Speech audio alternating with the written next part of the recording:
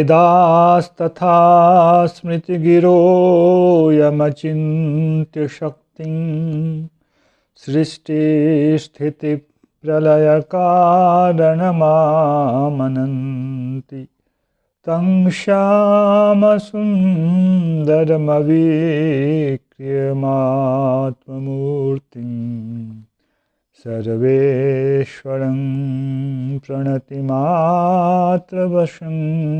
भजामः। अज्ञाननिरधिरुपैति यया विशोषं भक्तिः परापि भजते परिपोषमुच्चैः तत्त्वं परं स्फुरति दुर्गममप्यजस्रं साद्गुण्यभृत्स्वरचितां प्रणमामि गीतां। नारायणं नमस्कृत्य नरं चैव नरोत्तमं देवीं सरस्वतीं व्यासं ततो जयमुदीरयेत्। हरे कृष्ण कृष्ण कृष्ण हरे हरे, हरे राम राम राम हरे हरे। गीता मंजरी का यह 246वां अंक है। विगत अंक में हम लोगों ने भक्ति की जिसे राज विद्या कहा गया है, उस भक्ति की महिमा के विषय में श्रवण किया कि कैसे यह अव्यय है, करने में यह बहुत ही सुखकर है और अव्यय है। इसके उपक्रम का भी कभी नाश नहीं होता है और स्वयं भी यह नष्ट नहीं होती है। अर्थात जो साधन है वही साध्य भी है। साध्य और साधन अलग नहीं है। जहाँ मोक्ष साध्य होता है वहाँ ज्ञान उसका साधन होता है। ज्ञान योग के द्वारा मोक्ष की प्राप्ति होती है। तो साधन और साध्य अलग हो गए, पृथक हो गए, किंतु यहाँ ऐसा नहीं है। साधन के दशा में जो भक्ति है वह भक्ति ही साध्य दशा में अनुवर्तित होती रहती है। दोनों दशाओं में अंतर इतना ही होता है कि साधन की दशा में भक्ति पूर्ण रूप से विकसित नहीं होती है, पूर्ण रूप से खिली हुई नहीं होती है। साधन बस इतना ही है, उसे पूर्ण रूप से खिलाना है, विकसित करना है। भक्ति ही सुख है। भक्ति से अतिरिक्त सुख कुछ है ऐसा ना सोचें। जब माता पुत्र से प्रेम करती है तो वह प्रेम स्वतः ही एक सुखमय पदार्थ है। हम जब अच्छे भोजन के द्वारा सुख की प्राप्ति करते हैं तो वह सुख अन्य पदार्थ पर निर्भर है, किंतु हम यदि किसी से निरपेक्ष प्रेम करते हैं, सापेक्ष प्रेम है, तो सुख बहुत कुछ उसके व्यवहार पर निर्भर करता है। किंतु जहाँ निरपेक्ष प्रेम होता है वहाँ वह प्रेम स्वतः ही सुखमय होता है। सुख कुछ और चीज़ नहीं होता है। इसलिए इसे यहाँ सुसुखम कहा गया। करने की दशा में भी यह सुखमय है, अत्यंत सुखमय, सुसुखम। और साध्य साधन दशा में भी एक ही चीज़ रहती है, अलग अलग नहीं है वह, जबकि अन्य साधनों का फल कुछ और होता है। इस विषय को, इस महिमा को ही आगे बढ़ा रहे हैं, पर थोड़े विपरीत रूप से उसको भगवान अगले तीसरे श्लोक में कह रहे हैं। अश्रद्धानाः पुरुषा धर्मस्यास्य परन्तप अप्राप्य मां निवर्तन्ते मृत्यु संसार वर्त्मनि। अस्य धर्मस्य अश्रद्धानाः पुरुषाः। श्रद्धा शब्द आप लोगों ने पहले भी श्रवण किया है। चौथे अध्याय में श्रद्धा के संबंध में विस्तार से चर्चा हुई है। वहाँ एक प्रकार के ज्ञान की बात है। श्रद्धावान लभते ज्ञानम तत्परः संमितेन्द्रियः ज्ञानम लब्ध्वा पराम शांतिमचिरेणाधि गच्छति। अज्ञश्चाश्रद्धानस्य संशयात्मा विनश्यति नायम लोकोस्ति न परो न सुखम संशयात्मनः। विस्तार से इसकी चर्चा आप लोग वहीं श्रवण करें, उस मंजरी में वापस जाकर। ये चौथे अध्याय के 39 और 40 संख्यक श्लोक हैं। जो श्रद्धालु नहीं होते हैं वे संशयात्मा होते हैं, उनके मन में संशय होता है। श्रद्धा यहाँ क्या है?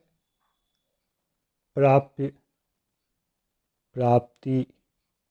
प्रापक, इसके विषय में एक दृढ़ विश्वास का होना। क्यों? प्राप्ति हमारी अनुभूति का विषय है नहीं, वर्तमान में हमें उसकी अनुभूति नहीं है। जिस चीज़ को हम जानते हैं उसके विषय में हम कह देते हैं कि हाँ, इसे इस प्रकार से प्राप्त किया जा सकता है, पर जिसे हम जानते नहीं हैं उस विषय में साधन का ज्ञान कहाँ से हो? जो इंद्रियातीत वस्तु है उसके विषय में साधन का ज्ञान कहाँ से हो? इसलिए प्राप्ति और प्रापक, इससे संबंधित ज्ञान की प्राप्ति शास्त्र से ही होती है। और वहाँ लोग यदि कुतर्क करने लगें वह वस्तु नहीं है, इससे उसकी प्राप्ति नहीं हो सकती है, तो किसी का मन जो विचलित हो जाता है तो समझना चाहिए उसे इस विषय में संशय है, और जिसे संशय रहेगा इस विषय में वह उस वस्तु को प्राप्त नहीं कर पाएगा। उन विषयों को यथायथ स्वीकार करना और वहाँ अपनी बुद्धि से उत्पन्न तर्क, जिसका आधार हम लोगों के द्वारा किया गया अनुभव है, उस चीज़ को हटा देना। हमने ऐसा अनुभव किया है तो यहाँ भी वही घटित होगा, वही नियम लागू होंगे, इस प्रकार का तर्क करना यहाँ उचित नहीं है। इसलिए जिनकी इन विषयों में श्रद्धा नहीं होती है, एक यह सामान्य नियम, सामान्य बात, उसमें भी इस धर्म के प्रति श्रद्धा नहीं होती है। इस धर्म के प्रति श्रद्धा नहीं होती है का भाव यह है कि धर्म के अनेक स्तर हैं। यह राजधर्म भगवान कहने जा रहे हैं। इसके अतिरिक्त अनेक प्रकार के धर्म, जिसको यहाँ सामान्य रूप से आप विद्या समझ लें, उसका वर्णन हुआ है, उनका वर्णन हुआ है। वह अनेक लोगों को रुचिकर प्रतीत होता है क्योंकि उसमें क्लेश होता है, किंतु इसमें भगवान ने कहा कोई क्लेश भी नहीं होता है क्योंकि यह अत्यंत सुखमय है। तो बहुत लोगों की इसमें श्रद्धा नहीं भी होती है। ऐसे कैसे हो सकता है कि बस इतने साधारण से कर्म के द्वारा, क्रिया के द्वारा ईश्वर की प्राप्ति हो जाएगी, भगवान की प्राप्ति हो जाएगी? यही यहाँ मुख्य रूप से अश्रद्धा है। सुकर साधन, सुकर मतलब सहज रूप में, सुंदर रूप में करने योग्य जो साधन है, आनंद के साथ करने योग्य जो साधन है, उसके प्रति साधन की भावना नहीं होती है, बल्कि जो क्लेशमय चीज़ें हैं, तपस्या में लोगों का अधिक भाव होगा कि हाँ यह साधन है। बड़े बड़े आडंबर वाले यज्ञों में श्रद्धा होगी कि हाँ यह एक साधन है, किंतु सरल सा है कि भगवान के नाम का प्रीति से उच्चारण करने से ही भगवत प्राप्ति हो जाएगी। बहुतों को इसमें श्रद्धा नहीं हो पाती है, वहाँ तर्क होगा ऐसा कैसे, वैसा कैसे, ये क्यों, वो क्यों। तो ऐसे लोग जो इस परम धर्म, बाकियों को धर्म समझें तो इसे परम धर्म समझें, इस परम धर्म के प्रति अश्रद्धालु व्यक्ति जो हैं हे अर्जुन, वे मुझे नहीं प्राप्त करते हैं। माम अप्राप्य, यहाँ क्या भगवान भाव देना चाह रहे हैं? अन्य जितने प्रकार के धर्म कहे गए, जितनी प्रकार की विद्याएं कही गई, योग कहे गए, उसके द्वारा भी किसी रूप में प्राप्य मैं ही हूँ। किंतु जो साक्षात मैं तुम्हारे सामने जिस रूप में उपस्थित हूँ, इस रूप में मुझे उन साधनों से प्राप्त नहीं किया जा सकता है। मुक्ति प्राप्त होगी, किंतु मैं जो तुम्हारे सम्मुख नराकार, श्याम सुंदराकार, चतुर्भुजाकार रूप में उपस्थित हूँ, मेरे इस रूप की प्राप्ति उसे नहीं होगी, भले ही उसे ब्रह्म की प्राप्ति हो जाए, परमात्मा की प्राप्ति हो जाए। इसलिए माम अप्राप्य निवर्तन्ते मृत्यु संसार वर्तमनि, मृत्यु रूपी संसार पथ में वह अतिशय वर्तमान रहता है।